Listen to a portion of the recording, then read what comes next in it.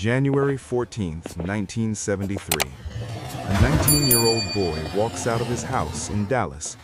His name is Norman Prater. He never comes home. For 52 years, his family had no idea what happened. No body, no answers, nothing. Until December 2025, when a single photograph changed everything. Before we go further, I need you to understand something. This wasn't a missing persons case that went cold because of bad police work. This wasn't about lack of evidence. Norman Prater was found in 1973, the same year he disappeared. But nobody knew it was him. For 52 years, he was buried under a different name, in a different city, 500 miles away. How does January 14th, 1973, East Dallas, January 14th, 1973. Norman Prater is 16 years old. He's walking with friends. Typical teenage Saturday. That's the last time anyone in his family sees him alive. His family reports him missing immediately. The Dallas Police Department opens an investigation. They search, they interview, they follow leads. Nothing. Days turn into weeks, weeks turn into months. The case goes cold.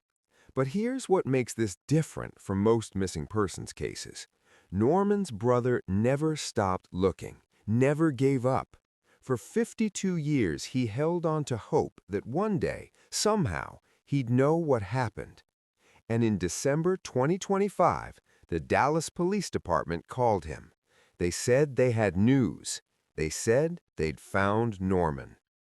The detective's name was Ryan Dalby, and what he was about to tell Norman's brother would answer a 52-year-old question nobody thought could be answered. Here's where this story gets unbelievable. In 1973, the same year Norman disappeared, a hit-and-run victim was found in Rockport, Texas. That's a small coastal town near Corpus Christi, about 500 miles south of Dallas. A young man, struck by a vehicle, killed instantly. No ID on him. Nobody came forward to claim the body. He was buried as an unidentified victim, John Doe. Case closed. For over 50 years, that's where the story ended. An unnamed teenager in an unmarked grave, and Norman Prater, a missing boy from Dallas. Two separate tragedies, or so everyone thought.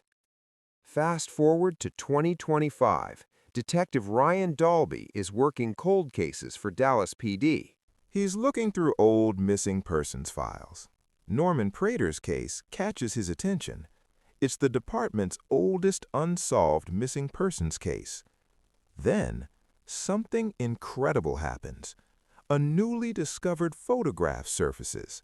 A photo of that 1973 hit-and-run victim from Rockport, the one buried as John Doe. Detective Dalby looks at the photo, then looks at Norman Prater's missing persons file.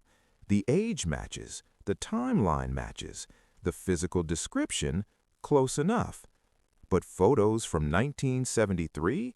They're grainy, unclear, not enough for a positive ID. So Detective Dalby does something brilliant. He contacts Norman's brother, and he shows him the photo. What happened next is one of the most emotional moments in cold case history. Norman's brother looks at the photo. For the first time in 52 years, he's seeing his brother's face. And he doesn't need DNA, he doesn't need forensics. He sees a scar on the lip from when Norman got bit by a dog. He sees a scar on the eyebrow from a fight Norman got into.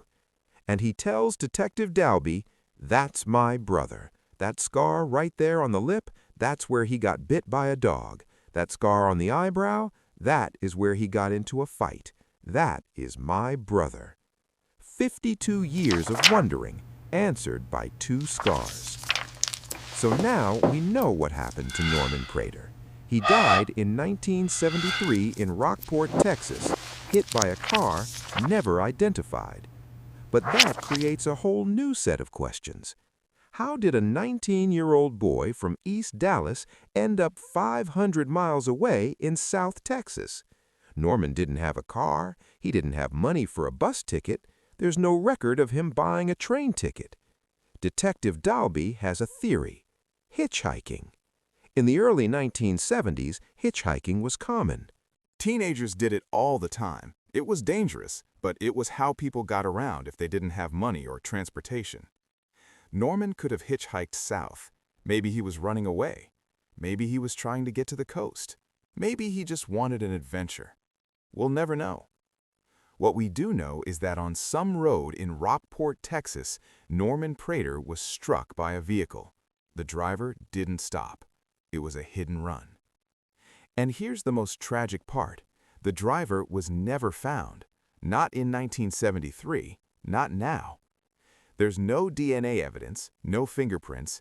The investigation in 1973 didn't have the technology we have today. And with no ID on the victim, there was no way to connect Norman's disappearance in Dallas to the hit-and-run in Rockport. 2 cases, 2 tragedies, never connected until 52 years later. Detective Dalby described the moment he told Norman's brother the truth. He said it was one of the most powerful experiences of his career, to bring closure to a family member who had been waiting 52 years. Think about that. 52 years. Norman's brother was probably in his 20s when Norman disappeared. Now he's in his 70s. Over half a century of not knowing, of wondering, of holding on to hope that maybe, somehow, Norman was out there somewhere, living a different life, maybe with amnesia, maybe he just never came home. But now he knows. His brother didn't abandon the family. He didn't run away and start a new life. He was killed, and nobody knew it was him. And while that's heartbreaking, it's also closure. It's an answer. It's the end of 52 years of uncertainty. Detective Dalby said something that stuck with me. He said, "To bring closure to a family member who has been waiting 52 years, I really can't describe how I feel." That's the human side of cold cases. It's not just about solving mysteries. It's about families. It's about people who've been living in limbo for decades, waiting for a phone call, hoping for news, any news. Norman Prater's case is officially the longest cold case missing persons investigation in the history of the Dallas Police Department. 52 years and 51 weeks. That's how long it took. And it wasn't solved by DNA. It wasn't solved by forensic genealogy or advanced technology. It was solved by a photograph, and by a brother who remembered the scars on his sibling's face. That's what makes this case so haunting. The answer was there all along. Norman was found in 1973. He was buried in 1973. He just didn't have a name. For over 5 decades, Norman Prater existed in 2 places at once: a missing person in Dallas, an unnamed victim in Rockport, and his family had no idea. This case reminds us that there are thousands of unidentified victims out there, people who died without ID, people who were buried without names, and somewhere there are families still looking for them, still wondering, still hoping. Norman's brother got his answer, but how many others are still waiting? The Norman Prater case is a reminder that sometimes the truth is hiding in plain sight. A photograph, a scar, a detective who refused to give up. 52 years, that's how long it took to bring Norman home. And while we may never know why he was in Rockport or who killed him, at least his family finally has peace. If this case affected you the way it affected me, let me know in the comments. What do you think happened? Why was Norman so far from home? Subscribe, because there are more stories like this, more families waiting for answers, and we're going to find them. This is Judge's Mind, and the truth is always worth the wait.